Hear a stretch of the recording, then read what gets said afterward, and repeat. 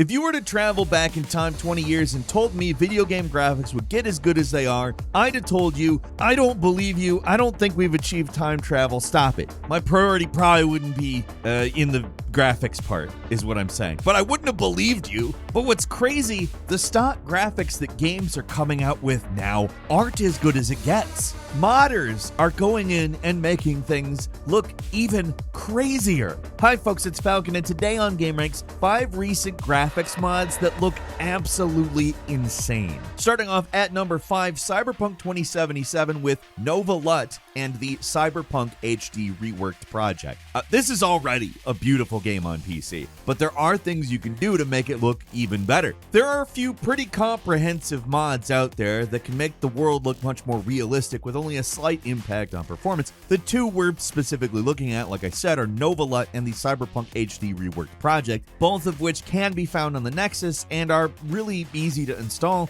and get working with the Vortex mod loader. It's basically idiot-proof. Nova LUT, basically an atmosphere mod, changes the overall feel of the city, the weather, and the in-game shaders. It's not a shaders mod though. You're not using reshade, and it seems more comprehensive than most mods of this type. It really does make a huge difference with just a few tweaks to the lighting and weather. Everything just feels more real with this mod enabled. The Cyberpunk HD Reworked project is a mod made by the same guy who did the Witcher 3 HD project. It aims to update a lot of the game's textures to be higher resolution without a big impact on performance. These texture improvements are pretty significant and make the world of Cyberpunk look sharper than ever. And the real impressive thing is it doesn't really affect performance a lot. A lot of texture mods like this go way overboard on file sizes, and they can be huge video RAM hogs, but I didn't really notice a lot of performance impact here. These aren't the only mods I'm using. I also got a few car mods, which have their own requirements, but like with the mods I'm talking about, if you just use Vortex, they're pretty easy to install. Having a few super realistic cars does a great job making these two graphical mods pop. Like I said, Cyberpunk on PC already in a pretty good state. It's one of the best optimized games I've played now anyways, and installing mods for it is pretty damn easy. So if any of this stuff looks cool to you, give these mods a shot. And number 4 is Hogwarts Legacy, the Ultra Plus Ultimate Visuals. If you really want to flex your PC's muscles, try out the Ultra Plus Better Lighting and Performance mod for Hogwarts Legacy with the insane graphics preset. This mod makes a lot of changes to the game, but the key differences are that they mostly fix the noisy ray traced reflections. It enables global illumination, it improves the in-game lighting, and just overall makes things look a lot sharper. Setting it up isn't too hard, but you'll need to follow the instructions carefully. You can't just load this one up through Vortex. You got to do some manual file moving, but it's not too difficult. There are a lot of different settings here that can have a huge effect on overall performance, so read through the installation instructions carefully when you try to set this one up, and beware. I did this on a beast of a PC with an RTX 4090 on it, and on the insane settings, this game suffers from some noticeable slowdown. Now, that may just be a problem with Hogwarts Legacy on PC in general, but with the more moderate mod settings, this might actually improve performance for you. Of course, this list is not about moderation. We're really talking insane graphics here, and this mod delivers. Under the right conditions, this mod makes the game look incredibly good. The outdoor environments look completely amazing, and a lot of the Hogwarts interiors look extremely realistic. There are some annoying downsides, though. On top of the stutter, there's also these annoying backflashes you'll experience once in a while, and while the game does fix the noisy ray traced reflections, sometimes the global illumination can go nuts and it's fuzzy as hell in certain parts of Hogwarts. It's a work in progress after all, and to the mod author's credit, they have extensive how-to guides on the mod page, including ways to fix overall performance and some of the visual errors. These fixes do start to get a little complicated, but it's nice that they're trying. It's not a perfect mod, but in terms of graphical muscle, it may be one of the most impressive ones I've seen in recent years. When everything aligns perfectly, it makes this game look absolutely insane, and it's only going to get better from there as the mod author continues to do work on it. And number 3 is Ready or Not, body cam reshade mod. For this list, I'm mostly trying to avoid pure reshade mods because they're pretty low effort, but this one is anything but. If you want to make Ready or Not look almost too realistic, then the body cam mod on the Nexus, it's going to do the trick. This mod does one thing, and it does it incredibly well. Instead of the usual HUD, it makes it look like the entire game is filmed through a body cam, pretty self-explanatory, I would think. A well-titled mod, and the results are crazy impressive. Seriously, there's times where this game almost looks like real life, and that's a really impressive achievement because they managed to do it without affecting performance of the game at all. It takes a little bit more than just downloading Reshade to get this mod working. You also need a camera mod to change the view angle, but there's nothing here that's too difficult to get working.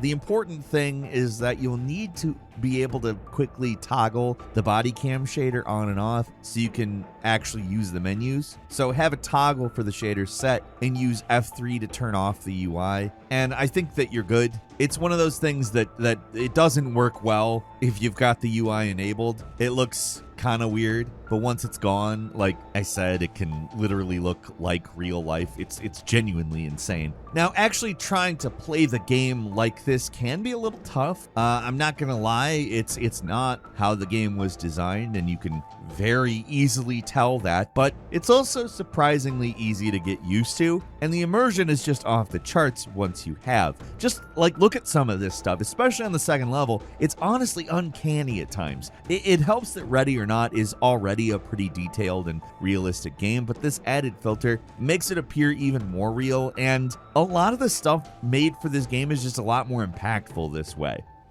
And number 2 is the Resident Evil 4 remake, Evil Resident 2, the reshaded Evil 4 remake. Yeah, I'm not gonna even try to say that those are not confusing names, but it's not that confusing. So the Resident Evil 4 remake is an impressive looking game, but the visuals can look kind of muddy on the PC. The whole thing has that grayish filter over it that kind of mutes the colors. This mod, which is more than your basic reshade, fixes that. It's really more of a collection of Resident Evil 4 mods that come together to really make this game look like its best self. Getting all this stuff working requires a special mod loader, so you can't just use Vortex and install this stuff. But I found the setup relatively harmless and not without too much extra friction. You do need reframe work, the no color mod, and optionally the summer mod to get this one working. Once all that stuff is up and enabled, it's a simple process of getting a preset set up on Reshade and you're good to go. In this mod's case, I'd actually suggest making a few tweaks to the base settings because they really go overboard on the depth of field effects. Like, I mean, like to an absurd degree. Yeah, it looks cool in screenshots and in tight interiors, but when you're outside, it makes it look like Leon has glaucoma. It is pretty easy to toggle, and the mod author makes it clear how to do it on their page, so it's a really, really minor complaint. Even though this mod basically just changes some of the lighting and removes some post-processing effects, it really makes the game pop. It takes away a little bit of the gloomy atmosphere they're going for, but overall, I would say it's an improvement. The colors and environmental details really pop with this mod installed, and all the settings cranked up to max. It just looks so good. Like, the game looks sharper overall, at least in my case. Performance barely affected at all. So I feel like there's not really a good reason not to give this mod a try. At the very least, get the no color filter mod. It's extremely basic, but it makes a huge difference. A little added color goes a long way. And finally, Elden Ring in first person. This is a weird one, but it almost makes Elden Ring feel like a completely new game. All the credit for this idea goes to Snuggly the Crow on YouTube. They didn't make all these mods, but they came up with the idea to combine all of them. Out of everything I've talked about today, this is the most complicated to set up. You're getting deep in the mod weeds on this one. You need separate mod loaders for everything to get it all working correctly. And for this one, I have combined a lot of different mods to get the maximum visual effect here. The most obvious is the first-person Souls mod, which does exactly what it sounds like, and the texture improvement mod, which is a massive texture overhaul of Elden Ring's base textures. Those are the two really important mods here, along with a step dodge to make sure you're not giving yourself vertigo every time you dodge in first person. Snuggly also added the massive convergence mod, which makes the huge changes to the base game. It completely reworks a lot of encounters, rebalances things all over the place. It's basically an entirely new way to play the game, which is cool, but I left it out for this video mostly so I could use my base save and show off just as much of the game as possible. Snuggly also created a first-person reshade, which to their credit, is one of the most subtle reshades I've ever seen. It's actually very good and makes first person a lot more immersive, so I'd recommend trying that. To get it all working, you basically need to follow the instructions on the First Person Souls mod page. It has an easy to follow tutorial on getting all these mods in place and working. The texture mod, probably the one that's going to be the hardest and longest to get going. It's massive. You got to download every single available texture pack. It's going to add like 50 or more gigs to the game. And unfortunately, these higher definition textures can affect performance, which already isn't great. Elden Ring still has a bit of a stuttering problem on PC, and these mods don't help. It's not unplayable by any stretch, but it's something you'd think would be fixed by now. Playing Elden Ring, though, in first person is a surreal experience. It's almost like an entirely new game. The high-definition textures also make the environments look way more immersive than ever before, and the surprisingly decent first-person controls make the experience work pretty well. It's not a gimmick mod. I could see myself playing through the whole game this way.